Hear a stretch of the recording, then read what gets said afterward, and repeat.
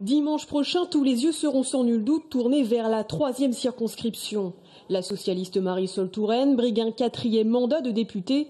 La centriste Sophie Oconi espère, elle, gagner son pari, faire basculer le fief de l'ancienne ministre à droite. Les deux femmes ne s'apprécient guère, mais ont toutes deux à cœur de rafler le vote des militants En Marche. Vous cherchez un mandat, vous habitez Paris, vous êtes une députée TGV, personne n'est dupe. Vous êtes l'élu de la proximité d'à côté. C'est un petit tour par-ci, un petit tour par-là, et on ne sait pas très bien où est le furet. Mais le furet, il va, il court, et on ne l'attrape jamais.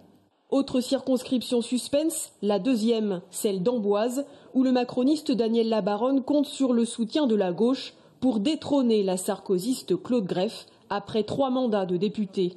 On ne connaît pas la circonscription comme je connais les gens personnellement.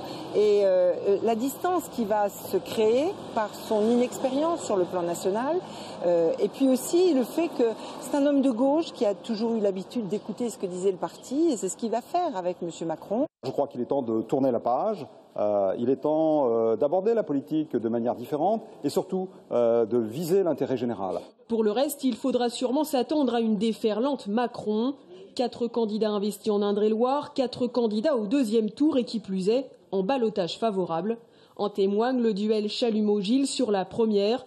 S'il est élu, le député socialiste sortant a précisé qu'il s'agirait de son dernier mandat après 10 ans passés à l'Assemblée nationale. Enfin, dans la 4e et 5e circonscription, les 2 candidats de droite, Hervé Novelli et Fabrice Boisgard, devront jouer le tout pour le tout. Mais la locomotive En Marche semble être déjà sur les rails.